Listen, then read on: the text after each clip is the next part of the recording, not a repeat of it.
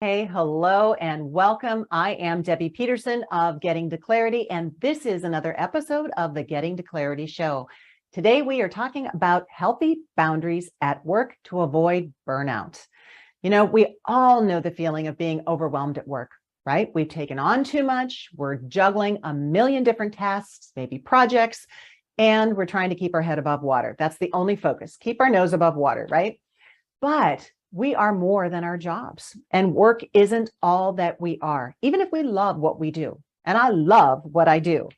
There is more than just working, and healthy work boundaries allow us to protect our time, our energy, and our purpose, while also ensuring that we are fulfilled as possible. More fulfillment, anyone? Yes. Having distinct boundaries doesn't mean that we will not think of work when we are at home, or that we will not think of personal issues while we're at work. We don't have switches in our heads that can turn that on and off, especially when we've got a lot going on in our lives. Instead, boundaries support us to set aside dedicated time. We know when we work, and it's separate dedicated time to we know when we recharge, okay? When this happens, there should be a strong mental shift, okay? A significant reduction in business thinking when we're on recharge time, and an understanding that we're done for the day. So we tell ourselves literally, we're done for the day. If we don't do this, if we don't have these boundaries, we can find ourselves on the road to burnout. No bueno. So what are healthy boundaries? Simply put, healthy boundaries are the limits that we set externally, okay, external to us. They are also the internal agreements we make with ourselves so that we don't get lost in our priorities. Finally, they're the structure, okay? We put some structure that helps us to avoid burnout by ensuring that we're not taking on too much and that we have the self-respect that we deserve. Because if we make an internal agreement with ourselves and we break it, then we're disrespecting ourselves, okay? But by setting healthy boundaries, it helps us to avoid doing that. So setting healthy boundaries can be difficult, though. I know I tried and haven't succeeded all of the time. I'm better now, especially if you're used to putting everyone else in front of you. If you put all the others, their needs in front of you, then that can be a problem. So if you need to put these types of boundaries in place, it's probably, if you're feeling this is for you, it's been a long time coming, but it's critical if you want what's best for you and your career. So it doesn't happen overnight. Practice makes permanent, okay? But let's get started. So here are some tips to help you start this practice of setting healthy boundaries. This is a work in progress. Number one, set limits on your time, okay? One of the best ways to set a healthy boundary at work is to limit any amount of time you're willing to spend on any given task, any given project, or even at work on a particular day. This might mean saying no to extra projects and not letting yourself be pulled into unnecessary things. So putting a boundary around meetings or people who tap into your time. It can also mean setting a hard stop on when you leave work for the day, even if there's still more to be done. There is always going to be more to be done. Your mental and physical health are more important than anything else. So make sure that you're taking care of yourself first, okay? Tip number two, identify your non-negotiables. Every work decision that we make has consequences and compromises. For example, if we are asked to work overtime, there's a trade-off somewhere else because we can't be in two places at once, right? We may not have thought, though, about what we're giving up if we don't know the trade-off. So start by having a list of non-negotiables. These are the line in the sand for you. So for example, if we agree to extra hours, what are we saying no to? What are we saying yes to instead? So on your list of non-negotiables might be that you don't want to miss a parent-teacher meeting. Like that is something you have to attend. It might mean that you go to the baseball games or another event. It might be that when your kids are sick, you are with your kids, okay?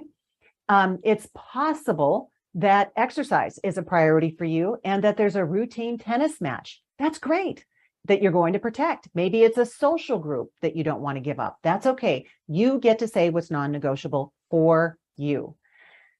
Number three, simple but profound.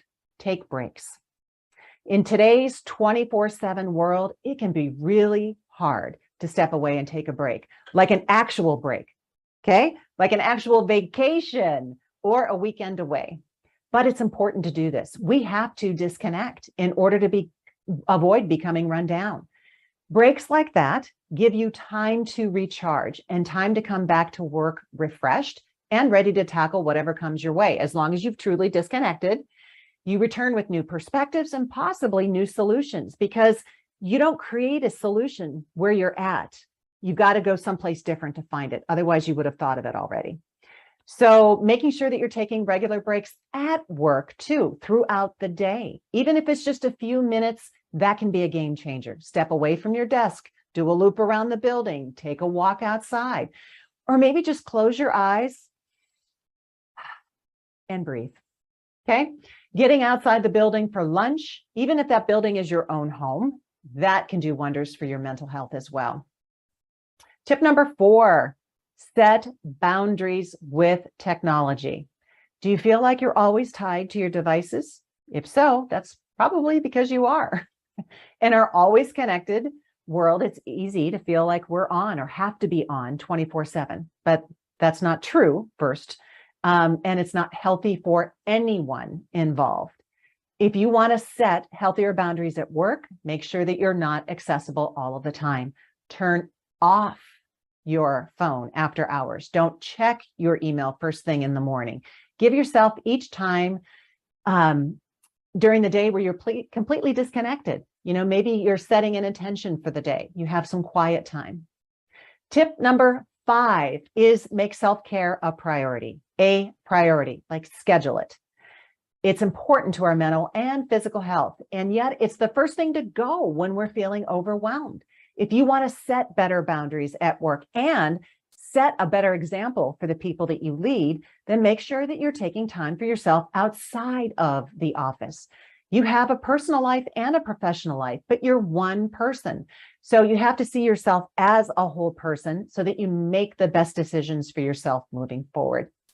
Now, this might mean going for a walk during your lunch hour, walking meetings, taking a yoga class after work, taking a break. Maybe it's simply making time every day to do something that you enjoy. What brings you joy? And if you don't know, that's a sign. You can start there. Whatever it is, make sure that you're carving some time out for yourself on a regular basis, not occasionally. That's not effective. If you're feeling run down and feeling like you can't keep up the pace, it might be the time for you to make some boundaries at work. It can be tough to do. I'm not saying it's going to be easy, but it's worth it in the long run. So I hope these tips give you a place to start. And if you would share with me, which one are you going to start first? Which one resonated with you the most that you're willing to make this declaration for yourself and do something different? So until the next time, here is wishing you all the clarity and the boundaries that you deserve. Oh, and if you are curious about what your next steps, next level, or next chapter might be in your leadership and life, then grab your free copy of the Clarity Workbook. It is designed to help you uncover your answers about how to get to the next level in your leadership and life. Head to clarityworkbook.com and get your free copy today. So until the next time, here is again wishing you all the clarity you deserve. Bye-bye for now. Take